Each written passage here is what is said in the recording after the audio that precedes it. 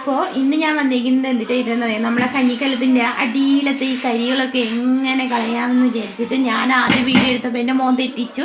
അപ്പോൾ അത് ഞാൻ മാറ്റിയിട്ട് വീണ്ടും എടുക്കുകയാണ്. ഇതേ കണ്ടില്ലേ, ഈ ചാരത്തിൽ വേണമെങ്കിൽ നാരങ്ങ നീര് ഇങ്ങനെ പിഴിഞ്ഞൊഴിക്കാം, വേണ്ട ആവശ്യമൊന്നുമില്ല. അപ്പോൾ നമുക്ക് ഇത് ഇങ്ങനെ പിടിച്ചിട്ട് ഇങ്ങനെ തേക്കുക. ഗൈസ്, ഈ ട്രിക്ക് ഫെയിലായിരിക്കുകയാണ് എന്ന് പറയേണ്ടി വരും.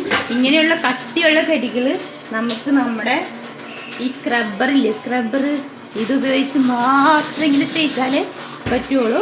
കണ്ടില്ലേ, തേച്ച് കണ്ട സ്ക്രബ്ബർ ഇട്ട് ഇങ്ങനെ തേച്ച് വെച്ച് ഇതാണ് ബെസ്റ്റ്. പക്ഷേ വേണമെങ്കിൽ ഇത് ഇവിടുത്തെ കരികളൊക്കെ കളയാൻ വേണ്ടിയിട്ട് നമുക്ക് ഈ പ്ലാസ്റ്റിക് ഉപയോഗിക്കാം.